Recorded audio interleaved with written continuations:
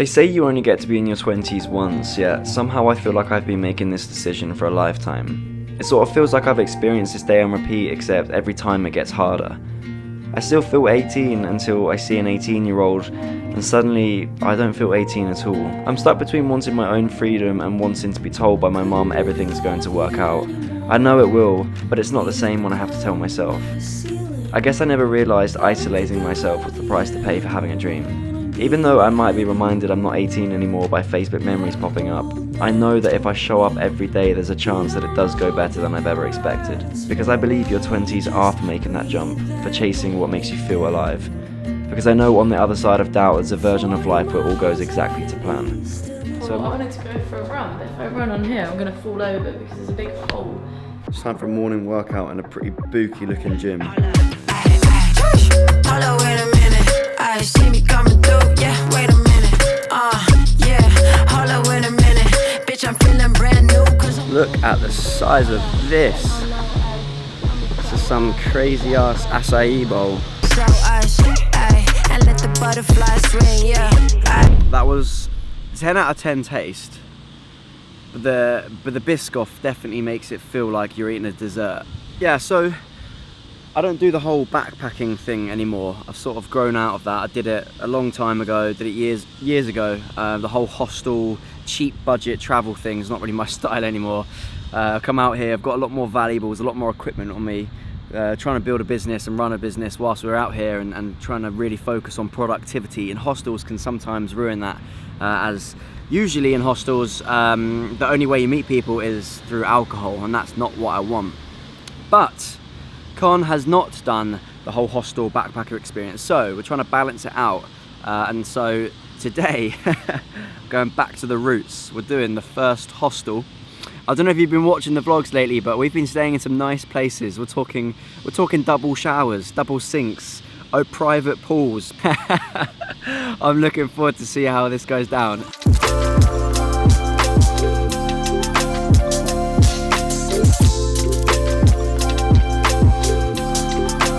Okay, this message can change your life. Take from it what you will. But if you're trying to grow a brand, or you're trying to grow a personal brand, or you just want to grow a following and create opportunities for yourself on YouTube, stop worrying about views, stop trying to go viral. It doesn't matter. I've posted 245 videos this year and only a handful go viral. And that tells me that it's not in the actual content that goes viral that gets you the followers and gets you the reputation and gets you the trust behind you. It's the reps, it's the amount of times that you show up. Consistency will always lead you to success, and you always get out what you put in. Back in lockdown, I made a 12-second video sat on my mum's drive in my car talking to the camera. I posted that video that night. 2 months later, Kylie Jenner used that sound on her video that got 40 to 50 million views. That sound then went completely viral. That is out of my control, but that is someone who holds a tremendous amount of power and reputation and following online that brands could only dream of getting their content or their music or their brand, their products used in her videos. I didn't ask for that, but I got it. Earlier this year, Ben Francis, the owner of Gymshark, only follows 20 people on TikTok. I am one of those 20 people. And I did not ask for that. I did not expect that to happen, but it happened because I posted. Power is in who watches your content, not how many people watch your content.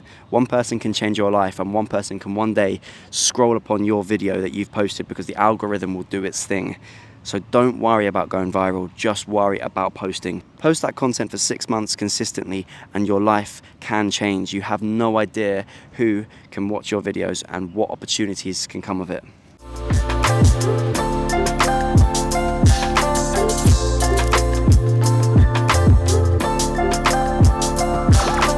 Touchdown in Sydney, we just got off this coach. We were on there for 12 hours. And the aircon was not working, and when I say I feel disgusting, like next time we're flying, we're flying.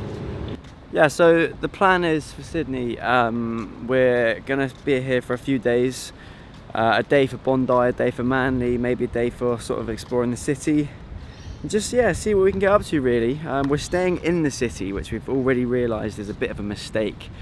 We're not city people, and I think, you know, the more we explore these sort of cities around the world, or even just around the UK, the more we notice it. You know, I've spent the past 8 years for work dipping in and out of cities every single week, and I love my little quiet space.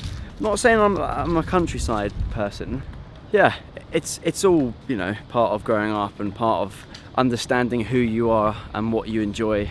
When I last came to Australia, I was, you know, 6 years ago. I've learned a lot and grown a lot since then, and you know, my interests have changed so much, even down to what I eat and drink. Here we are at next place, first hostel ever.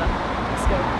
I never expected to learn so much about myself when I first went travelling. So much of my mindset today comes from those I've met around the world and the stories I've heard. And even though it may not be my first choice to be back in a hostel after all these years, there's always something to take away from each conversation you have with every person that you meet. Fancy brunches, counting money. It'd be funny if that was actually like a KFC. You'd take if you could steal. I heard you're flying from the Midwest. Had enough of these dirt roads, and you aren't asking for forgiveness. There was a moment on the bus earlier today I realised that everyone was asleep other than me. It was 2 AM and I was working on building the brand that I want to change my future. And that's when I realised in order to succeed and change your life, you have to do what no one else is prepared to do. When you're tired, when you've not got any energy, when you've only got 1%, that is when you have to show up and give that 1% for yourself. Despite what you may think, your life can change. You just need to prioritise yourself, believe in your idea and show up for yourself. And that starts with the days that you really don't want to do it are the most important ones.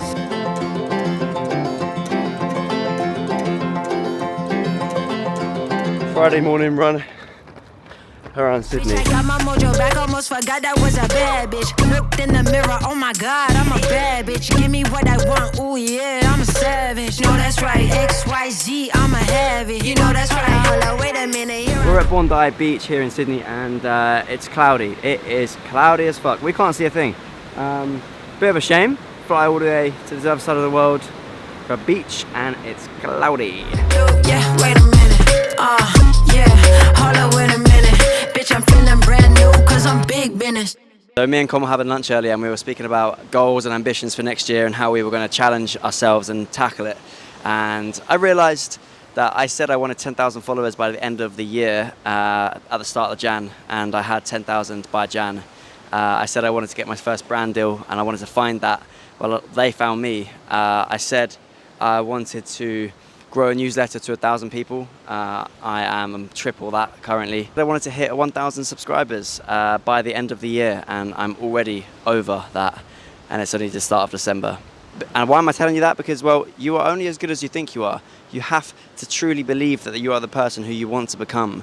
If you want to become successful, you want to hit 1,000 followers, you want to become a content creator, start thinking like a content creator, because you are one already. Or if you don't have hope to carry with your idea or your ambition, then it's not going to happen. You have to truly, truly, truly believe that you are the person that you want to become in order to become that person. All of your goals are achievable. You just have to change your mindset and change the way you think. It's a bit frustrating really, because Australia online is like the most romanticized place and glamorized place. Everyone just talks about how good it is and how beautiful it is and how just magical it is. Everything that every English person is wanting. And it's difficult because not everything is like it seems on social media. You know, for example, we're here at Bondi in summer and it's cloudy. It's cloudy as fuck, and that's the sort of thing that an English person wouldn't expect from Australia, because our summers are cloudy. We don't expect their summers to be cloudy, because all we hear online and all we see through TikToks is how much their summers are glamorized, you know. Pointed? Well, I don't like to use the word disappointed, No, I think but I think you're trying to find the positives. I am. It's just a shame to have come all this way and be here in one of the most famous beaches in the world and it be a really grey, cloudy day. But yeah. It is what it is. As my day comes to an end here in Sydney, I'm going to finish off this episode a little different. If you like this vlog, as always, please subscribe and like this video. And I can't wait to share with you the next part of our journey.